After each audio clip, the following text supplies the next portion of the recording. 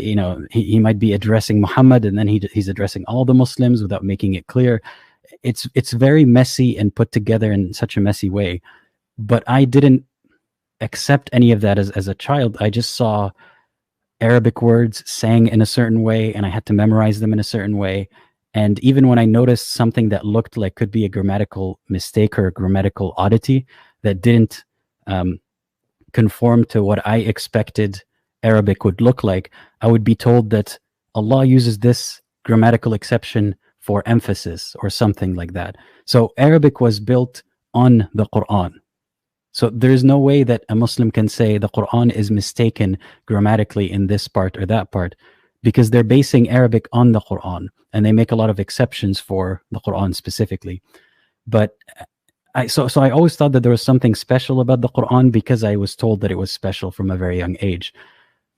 But frankly, I can see a lot of things in the Quran that could be written better, could be written simpler, could be written more elegantly and with less room for misinterpretation.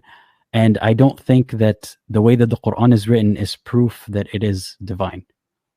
So are you trying to say that being an Arabic speaker, you're trying to tell us that there are many things in Quran which are not grammatically correct, but the Muslims, they are taking it as an exception, and they are trying to show that, since it is spoken by Allah, you need to consider it as right. Are you trying to say that? I know there's several instances of that in the Quran, yes. Can you give some example? I can't recall at the moment off the top of my head. So what I care more about, like, it wasn't just that there were grammatical mistakes. That part, I can ignore that part altogether. It was that the book could be written better. There are many things that even Muslims argue among themselves today about what they mean, that if I just add one word or remove one word, it would make a lot more sense. Or if I give a little bit more context, it would make more sense. But the Quran on its own is not enough. Like, Muslims with the Quran alone cannot be Muslims. Most of it doesn't make sense if you don't have the backstory, if you don't have the hadith, the seerah, and all the opinions of all the sheikhs. On its own, it doesn't hold up. But and I know that a lot of people say that there's a linguistic miracle, that the Quran is written in such a beautiful, linguistically miraculous way. I think it's written in a unique way that we don't see very often except in old poetry and prose. And just because nobody has written a book that big with the same style doesn't mean that this one is special because it's in that style. And I like to remind people, if the proof for Islam is that the Quran is linguistically miraculous, then that proof only works for a very small percentage of Muslims, because most Muslims are not Arabic speakers, and most humans on earth are not Arabic speakers. So it doesn't make any sense for God to have the proof for his religion only be possibly understood subjectively by a fraction of the population of the earth. Okay. हुज्जतुल काफरीन साहब, थोड़ा सा summarise कर दे. इन्होंने basically ये कहा कि कुरान किसी विशेष भाषा शैली में नहीं लिखी है.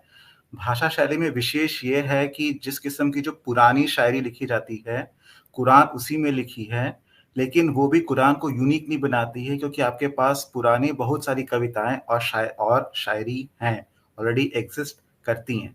उसके बावजूद भी कुरान जिस भाषा में लिखी है, वो भाषा एक specific fraction of world population बोलती है. So it doesn't make sense कि जो जिसने कुरान लिखी है वो एक स्पेसिफिक परसेंटेज ऑफ पॉपुलेशन की भाषा में कुरान लिख रहा है. हाँ, वो ये कहना चाह रहे थे कि भाई अल्लाह को ये एक तरीका कौन सा अपने आप को सही करने का, साबित करने का था कि वो कुछ लोग जो अरबी बोलते हैं उनके लिए दे. तो ये कह रहे कि ये इट डजंट मेक सेंस, ये कोई एक्स्ट्रा ऑर्डिनरी बात नहीं है कुरान को एक्सेप्ट करने के लिए कि खुदा की तरफ से है. इसके अलावा इन्होंने ये भी कहा कि भाई, जब मैंने इनसे पूछा कि कुरान जब आपने पूरा पढ़ा तो उसके बारे में आपकी क्या राय है, तो ये कहते हैं कि कुरान में जो है ना कोई सेंस नहीं बनता है. अल्लाह कभी एक चीज बताता है, फिर इमीडिएटली जो है वो स्विच करके किसी और तरफ चला जाता है, फिर उसके बाद किसी तीसरी जगह पे चले जाता है, यानी उसका कोई कॉन्टेक्स्ट नहीं है। और जब तक आप अलग अलग तफसीर नहीं पढ़े, आप हदीसों का मुताला नहीं करे, कुरान आपके लिए सेंस बनाएगा ही नहीं। और यही चीज हम हमेशा से कहते हैं कि कुरान से बड़ी एम्बिगुअस किताब दुनिया में कोई हो ही नहीं सकती। इसमें तो खुद उलमा कंफ्यूज है। आप सोचो कि एक ही आयत को लेके जो है वो एक आलिम कुछ अलग बोलेगा, दूसरा आलिम कुछ अलग बोलेगा, एक की इंटरप्रिटेशन कुछ अलग रहेगी, दूसरे की इंटरप्रिटेशन अलग रहेगी, क्योंकि कुरान को अल्लाह ने आसान भाषा में लिखा ही नहीं, ना उसको एक कॉन्टेक्स्ट दिया कि एक आम इंसान अगर उसको पढ़े तो उसको समझ में आए कि भाई ऑथर बोलना क्या चाह रहा है। तो ये सबसे बड़ा प्रॉब्लम इस्लाम का है। Apostate Aladdin, next question to you is, uh, have you seen different versions of Quran? Because we have done stream where we have shown people there are different versions of Quran. People like Zakir Naik and other scholars previously used to tell, I don't know about Arabs, but in India and especially Hindi and Urdu speaking people, they used to tell that no word of Quran has changed, not even a letter. If you go from India to America to any part of the world, the Quran is same. But later on, many people shown to others that there are different versions of Quran. Mostly what we are reading in India, Pakistan and other parts are that is the Hafs Quran. Then you have verse, then you have Kalun, then you have some other this and that. What is your thought about that? So this is a topic that I'm not an expert on this topic by any means, but I'll give you my thoughts anyway. There are different versions of the Quran in the sense that they're called ahruf and qira'at. They're different books that, like you mentioned, the Hafs version. There's Warsh. There's other ones. There are minor differences. I mean, when sheikhs say that there's not a difference of a letter, that's not true. There are differences of letters and words sometimes. And those sheikhs argue that the differences are not significant enough to be considered different, meaning that the meaning is the same, whether you read it this way or that way, or you write it one way or another. I think there are examples where the meaning changed. Like I can't remember the specific verse or the versions, but one would say qatilu, one would say iqtulu, which is fight versus kill. And I would consider that to be different. But all of that pales to the, I mean, you could push all of that aside when you think about how we don't even know what the original Quran looked like, if anything at all. I mean, we have hadiths about how there were other verses and surahs that are no longer in the Quran now. Hadiths about how people said we used to read this verse differently than we do now. That's in the days of the Prophet. So we have no idea how the Quran was when the Prophet died. It wasn't even fully compiled. All we have is like the oldest version of the Quran is not even close to Muhammad's death. So to say that the Quran is very well preserved, even if it were, which it doesn't seem to be, but even if it were preserved letter for letter, it doesn't prove anything. This is, it's as if these sheikhs or the promoters of the religion, they select one criteria where Islam excels. They select this criteria being how many people memorized it, the Quran, and how little variation there is in the copies of it. And then they use that criteria as proof. But if you were to assess any other religion or any other text in any context, you would never say, just because it has not been changed in 1,000, 2,000 years means that it is from God. That is not a criteria for divinity. True. हुजैतुल गाफिन साहब थोड़ा सा summarise कर दे इसको। इन्होंने basically ये कहा कि जब इन्होंने शेखों से बात की तो शेख ने अगर ये माना कि कुरान के वर्जन्स में थोड़ा बहुत डिफरेंसेस हैं, बट वो इस बात पर बल देते रहे कि थोड़ा बहुत ही डिफरेंसेस हैं। लेकिन इनका ओपिनियन ये है कि वो थोड़ा बहुत डिफरेंसेस नहीं है, बल्कि डिफरेंसेस इतने ज़्यादा हैं कि कुरान का मतलब ही बदल जाता है। फिर उन्होंने फाइट और किल वाला एग्जाम्पल दिया। फिर उन्होंने ये कहा कि उनको कि इससे सिग्निफिकेंट प्रॉब्लम ये आती कि अब ये नहीं पता है कि पैगंबर साहब के ज़माने में कौन सा कुरान रिवील हुआ था। फिर उन्होंने ये आर्ग्यूमेंट दिया कि यदि चे मान भी लेते हैं कि इसमें कुछ चेंजेस नहीं हुए हैं, तो इससे साबित भी कुछ नहीं होता है। Islam is not proof because of this. फिर उन्होंने फर्दर ये बात बोली कि जब ये दूसरे मजहबों को आंकते हैं, तब फिर वो बताते कि इतना इतना सारा डिफरेंसेस हैं, लेकिन कुरान में सिर्फ इतना माइनर डिफरेंसेस हैं, फिर भी इस्लाम का अल्लाह इससे साबित नहीं होता है। एग्जैक्टली कि वो अगर ये कहना चाह रहे कि वो अगर प्रिजर्व भी है तो भी इससे ये साबित नहीं होता है कि वो अल्लाह का कुरान है। यानी कोई चीज को आप प्रिजर्व करके रख लो तो उससे ये थोड़ी ना साबित हो गया कि वो खुदा की तरफ से। जैसा मम्मी, एक मैं एग्जांपल दे रहा हूं, मम्मी को प्रिजर्व करके रखा गया कितने सालों से, तो क्या इसका क्या मतलब हो गया खुदा है या अल्लाह ने किया? तो किसी चीज को, पहली बात तो प्रिजर्व है ही नहीं। इन्होंने ये भी कहा कि भाई वो जो हमको सबसे पुराना जो कॉपी मिलता है वो भी मोहम्मद साहब के मौत के कई बाद का मिलता है। लेकिन अगर उसको थोड़े देर के लिए छोड़ भी दे और ये मान भी ले, हालांकि उसमें डिफरेंसेस भी है, उन्होंने जैसे कि काफरीन भाई ने बताया, वर्ड्स का डिफरेंस है, लेटर्स का डिफरेंस है, उसके बाद लेटर्स मिसिंग है। तो उसमें तो एक ये हो जाता है कि भाई अल्लाह ने क्या बोला था, इन्होंने जो लिखा वो तो अलग है, अल्लाह ने क्या बोला था। लेकिन अल्लाह ने जो बोला था वो तो एक ही बात बोली होगी ना। क्या वो 7 अलग अलग तरीके से अल्लाह बोल रहा था, या 30 वर्जन जो है वो अलग अलग तरीके से अल्लाह बोल रहा था? ये भी एकदम पहली बात तो इलॉजिकल बात है कि अल्लाह किस तरीके से बोल रहा था। अल्लाह तो एक ही बार बोला होगा जिब्राइल को, कि जिब्राइल ने आके उसको 7 वो दे दिया, भाई नहीं ये ले, इस तरीके से भी ले, उस तरीके से भी ले। ऐसा नहीं होता, ये इलॉजिकल है। लेकिन ये कह रहे हैं कि थोड़ी देर के लिए उसको हम छोड़ भी दे और मान भी ले कि इसको, इस कुरान को प्रिजर्व किया गया, उसकी प्रिजर्वेशन हुई यहां तक लाने में, तो उससे ये साबित नहीं होता कि ये का कलाम है या कोई ऑलमाइटी गॉड का कलाम है। Apostle Aladdin, the next Wait, question. before we move on to the next question, do you mind if I ask you a few questions about your journey out of the faith? Yes. So is it okay if we complete your story and then you can ask me whatever you want to ask, so that Sure. we have that flow? I Sure. have only 2-3 questions remaining for you. Okay, if 2-3 questions, that's fine. Yeah. So Apostate Aladdin is more interested in knowing my journey because since our channel is not in English, and he tried watching our videos but he was not able to comprehend what we are saying. And possibly he's seeing that our channel is growing and lots of people are watching us live. He is interested in knowing what we are telling, why I left Islam, especially someone from India. So I'll definitely fulfill his kya kahenge, weli bolenge na, your choice. So the next question to you is, what you think about the character of Prophet Muhammad when you read Quran and when you read hadith, when you read tafsir? What is your thought about his on his character? So again, I'll try to answer this question in as nuanced of a way as I can, because I don't want to simply say I think he's a good man or I think he's a bad man. I think it depends on what it depends on many things. First of all, what did Muhammad say or do?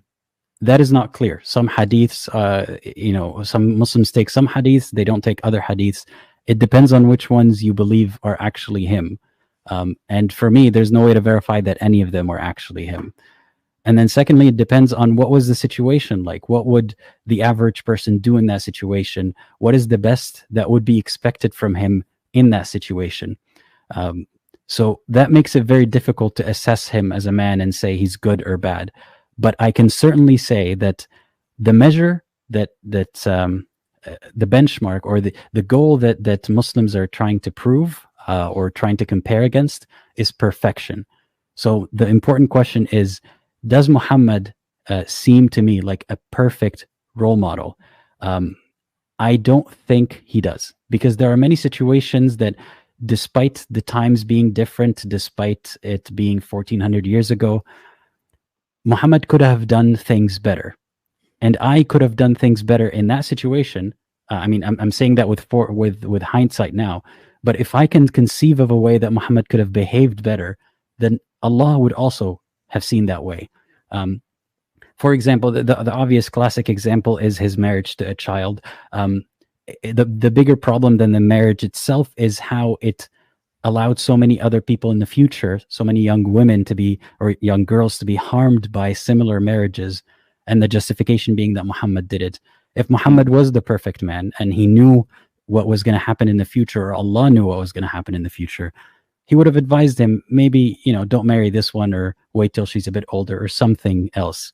But this is the classic example that everyone cites. But there are other examples from the Quran, not from the Hadith, or mostly from the Quran, like the time where one of Muhammad's older wives, Sauda, was afraid that he would leave her because he was paying too much attention to Aisha, because he was, enamored by his young wife, which is problematic. And she offered to give him some of her rights, like her night with him, because Muhammad spent one night with every one of his wives. She offered to give her night away so that he can spend it with Aisha. And as a human being, it's very sad to hear how a desperate woman is telling her husband, you can go sleep with your younger wife, just please don't kick me out. And his reaction wasn't to say, I am sorry that you feel this way. Because Muhammad, let's remember that Muslims say, you have to be fair to all of your wives. That is one of the conditions. And if Muhammad was being fair to all of his wives, she would not have sensed that he likes Aisha more than her. But he always said that he likes Aisha more than her.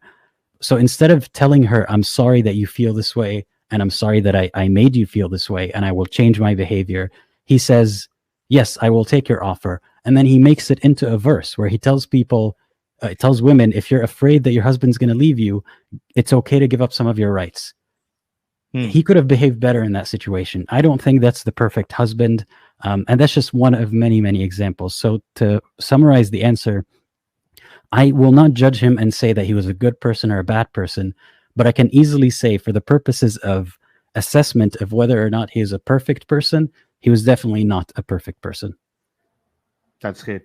उज्जैदुल गाफरीन साहब थोड़ा सा summarise कर दे. इन्होंने ये कहा कि मोहम्मद साहब के बारे में आप एक सिंपल यस और नो या सही या गलत नहीं बोल सकते हैं. उन्होंने कहा कि वो इसका एक ज़्यादा विस्तृत आंसर देंगे. उन्होंने कहा कि मोहम्मद साहब को समझने के लिए जैसे ही हदीस पे जाते हैं, तो हदीस मोहम्मद साहब पर बहुत ही कन्फ्लिक्टिंग व्यूज़ देता है. लेकिन वो फिर भी मोहम्मद साहब को इस बात पे जज करना चाहते कि whether he is a good role model और नॉट, बिकॉज़ मुसलमान जो हैं वो खुद को परफेक्ट करना चाहते हैं. फिर उन्होंने कहा कि मोहम्मद साहब has not done a good job. उन्होंने एक अच्छा काम नहीं किया है एज़ अ रोल मॉडल के लिए, क्योंकि यदि वो खुद मतलब अपोजिट अलादीन साहब वहाँ पे खुद होते, तो वो उनसे ज़्यादा अच्छे एक्शन कर सकते थे. तो उन्होंने एज़ अ रोल मॉडल एक अच्छा एक्शन नहीं किया है इनके हिसाब से. फिर उन्होंने उसके 2 एग्ज़ाम्पल दिए. पहला एग्ज़ाम्पल था आयशा के साथ जो उनका बाल विवाह हुआ था. फिर वो जाते हैं बीबी सौदा के पास कि भाई कि बीबी सौदा को जब ये खौफ आया कि मोहम्मद साहब मुझे छोड़ देंगे, तो उन्होंने अपने कुछ राइट्स सरेंडर कर दिए. इन्होंने फिर एक बहुत ही न्यूएंस टॉपिक रेज किया था विक्टिम शेमिंग का, कि मोहम्मद साहब ने उस प्रकरण को ऐसे प्रस्तुत किया कि भाई मैं तुम पर उपकार कर रहा हूं कि यार मैं तुझे छोड़ नहीं रहा हूं. और यहाँ पर जो विक्टिम थी बीबी सौदा, she was actually felt gratified कि यार कम से कम ये मुझे छोड़ नहीं रहा है, क्योंकि मैंने अपने कुछ राइट्स एज अ वाइफ मैंने सरेंडर कर दिए. फिर उन्होंने ये कहा कि ये दोनों एग्जाम्पल खतरनाक इसलिए हैं क्योंकि आगे जाकर के प्रेसिडेंट सेट करते हैं. बाल विवाह का भी मतलब एक छोटी उम्र की बच्ची का शादी एक बहुत ही बड़े बाबा के साथ कराने का, और इसका भी कि आप कैसे एक वाइफ को कोर्स कर सकते हैं इन फ्यूचर टू अपनी बात मनवाने के लिए. बिल्कुल. बल्कि इन्होंने ये भी कहा है कि भाई रसूलुल्लाह ने हर वक्त पिंकी को ज्यादा क्या कहते हैं उसको, क्या कौन सा वर्ड है यार अपन यूज करते हैं, ज्यादा अहमियत दी, पिंकी से ज्यादा प्यार करते थे, क्योंकि वो छोटी उम्र की थी पिंकी. तो और रसूलुल्लाह उनको पिंकी बोलना पसंद करते थे. पिंकी मतलब ऐसा इंग्लिश में पिंकी नहीं बोलते थे, हुमैरा कहते थे उसको. तो एक मौलवी का मैं रील देख रहा था, तो उन्होंने कहा कि पिंकी कम सॉरी हुमैरा जो है उसका अगर आप ट्रांसलेशन करो तो वो पिंकी होता है। तो रसूलुल्लाह जो है वो पिंकी को ज्यादा पसंद करते थे। और हजरत सौदा जो है वो बूढ़ी थी और हट्टी कट्टी थी वो। और हजरत सौदा के साथ क्या क्या हुआ आप सबको मालूम है, हमने यहाँ कई बार कवर किया है। तो जब हजरत सौदा को जब ये खौफ हुआ कि भाई रसूलुल्लाह मुझे तलाक दे देंगे, तो उन्होंने रसूलुल्लाह से कहा कि मैं अपना जो रात का वक्त है, रसूलुल्लाह हर रात जो है अलग अलग वाइफ के साथ रहते थे, उनको टाइम देते थे, हर एक रात एक एक के लिए फिक्स थी। तो उन्होंने कहा कि मैं अपना वक्त दे देती हूं, आप पिंकी के साथ रहो।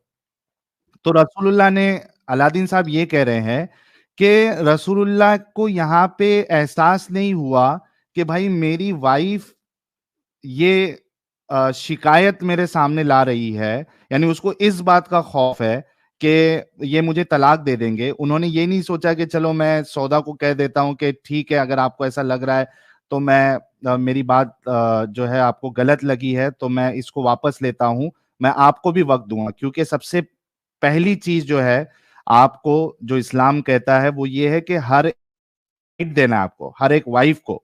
तो वहां पे उन्होंने वो नहीं किया, बल्कि ऑफर एक्सेप्ट कर लिया सौदा का। तो ये कहना चाह रहे कि उनकी मोहब्बत सबसे ज्यादा जो है वो पिंकी जी के साथ थी।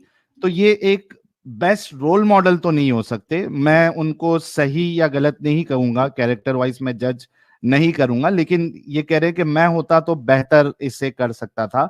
मेरे लिए रसूलुल्लाह जो है वो एक बेस्ट रोल मॉडल नहीं हो सकते। Thank you so much, Apostate Aladdin. Mhm. What is the message that you want to give to the Muslims who are listening to us? So it's hard to summarize it A right. short message. Mhm. What you expect from Muslims? Oh, that's a different question. So I'll start with the message that I hope to give to Muslims is to hear us out. Try to have conversations with people who don't believe and try to understand why they don't believe, and then try to explain to them why you believe. Because I think that a lot of conflict happens because we're not listening to each other. And that's what I try to do on my channel. I have call-in live streams every week, and I focus less on debating people because I feel like debating doesn't help me and doesn't help some of my audience in the way that I want it to. I already have my conclusions. I don't need to change the other person's conclusions. I think there's more value in trying to understand why people believe and why people don't believe. So my message to Muslims is if you actually want to understand, then try to listen to some of us who want to tell you why we don't believe, and try to listen with an open mind. And I promise them the same thing, that I am listening to them with an open mind. And that's what I hope to achieve. One of the things that I hope to achieve with my channel is to have better representation for ex-Muslims than just what we look like in conversations that are debates. I think we will have better representation if we start talking to each other like humans instead of trying to win a fight against each other. Great. Prince साहब, इन्होंने जो message दिया है मोमिनों को जरा वो भी बता दे, ताकि जितने मोमिन हजरात हमको सुन रहे हैं वो इनकी बात को समझ सके, जिनको इंग्लिश नहीं आती है। जी जी बिल्कुल। सो उन्होंने ये कहा, मोमिनों से ये कहा कि भाई आप पहले खुले दिमाग से हमारी बात समझने की कोशिश कीजिए कि हम क्यों इस्लाम से डिसएग्री करते हैं, और फिर आप खुले दिमाग से ये भी सोचिए कि आप इस्लाम को क्यों एक्सेप्ट करते हैं। ये दोनों चीजें जरूरी हैं। फिर उन्होंने ये कहा कि उनका जो फोकस है वो डिबेट पर नहीं है, रादर वो कॉन्वर्जेशन पर है।